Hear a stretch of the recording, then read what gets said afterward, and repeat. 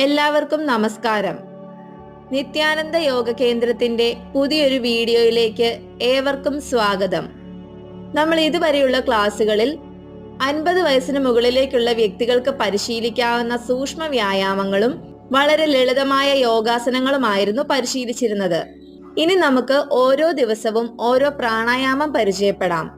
മനസ്സിനെ ശാന്തമാക്കി ശരിയായ രീതിയിലുള്ള ഉറക്കം ലഭിക്കാൻ സഹായിക്കുന്ന സുഖപൂരക പ്രാണായാമം ചെയ്യുന്നത് എങ്ങനെയെന്ന് നമുക്ക് കാണാം.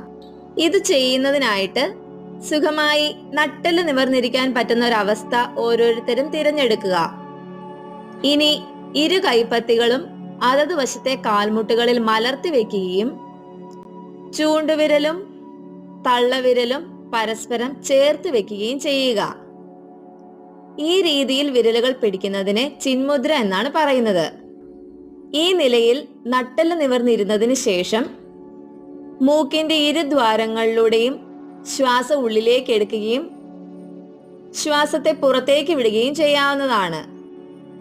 ശ്വാസം മുഴുവനായി പുറത്തു പോയി കഴിയുമ്പോൾ വീണ്ടും ശ്വാസം ഉള്ളിലേക്ക് എടുക്കുകയും ശ്വാസത്തെ പുറത്തേക്ക് വിടുകയും ചെയ്യുക.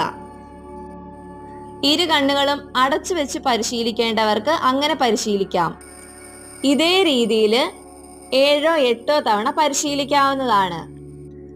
ഇങ്ങനെ ഓരോ ദിവസവും 1 വീതം കൂട്ടിക്കൂട്ടി ദിവസവും 10-12 തവണ പരിശീലിക്കുന്നത് വരെ എത്തിച്ചേരാവുന്നതാണ്. പത്മാസനത്തിൽ ഇരുന്നത് ശേഷം പരിശീലിക്കുന്നത് എങ്ങനെയെന്നും കൂടി നമുക്കൊന്ന് നോക്കാം. പത്മാസനം ഇരിക്കാൻ പറ്റുന്ന വ്യക്തികൾ മാത്രം ഈ രീതിയിൽ പരിശീലിക്കുക. അല്ലാത്ത ആളുകൾക്ക് നമ്മൾ മുൻപേ ചെയ്ത രീതിയിൽ സുഖാസനത്തിൽ ഇരുന്നോ അല്ലെന്നുണ്ടെങ്കിൽ അർദ്ധപത്മാസനത്തിൽ ഇരുന്നോ ഇത് പരിശീലിക്കാവുന്നതാണ്.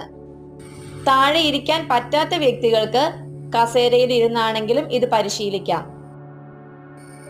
ഇരു കൈകളും അതത് വശത്തെ കാൽമുട്ടുകളിൽ ചിന്മുദ്രയിൽ കൊണ്ടുവന്ന് വെക്കുകയും ചെയ്യുക.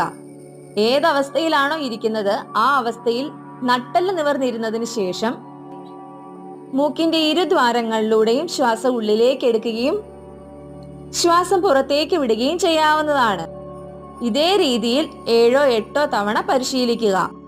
നമ്മൾ തുടക്കത്തിൽ പറഞ്ഞ രീതിയിൽ മനസ്സിനെ ശാന്തമാക്കുന്നതിനും ശരിയായ രീതിയിലുള്ള ഉറക്കം ലഭിക്കുന്നതിനും ഈ പ്രാണായാമം പരിശീലിക്കുന്നതിലൂടെ സാധിക്കുന്നതാണ്. ഈ ഒരു പ്രാണായാമത്തിലൂടെ തന്നെ നമുക്ക് ഒട്ടനവധി ഗുണങ്ങൾ ലഭിക്കുന്നുണ്ട്.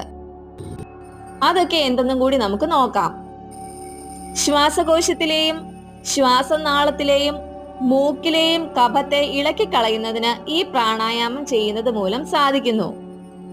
ആസ്മ രോഗത്തിന് ശമനം കാണുന്നതിനും ശരീരത്തിലെ സകല കോശങ്ങളിലേക്കും പ്രാണവായു കയറി ചെല്ലുന്നതിനും ഇത് ചെയ്യുന്നത് മൂലം സാധിക്കുന്നു.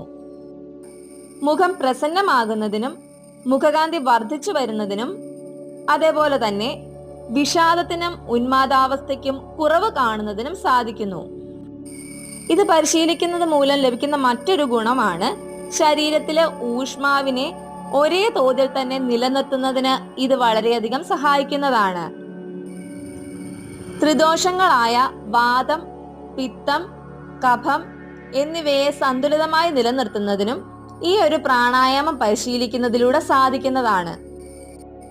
ഇപ്പൊ പറഞ്ഞതൊക്കെയാണ് സുഖപൂരക പ്രാണായാമം ദിവസേന പരിശീലിക്കുന്നതിലൂടെ നമുക്ക് ഓരോരുത്തർക്കും കിട്ടുന്ന ഗുണങ്ങൾ എന്ന് പറയുന്നത്. അടുത്ത ക്ലാസ്സിൽ നമുക്ക് മറ്റൊരു പ്രാണായാമവുമായി കാണാം.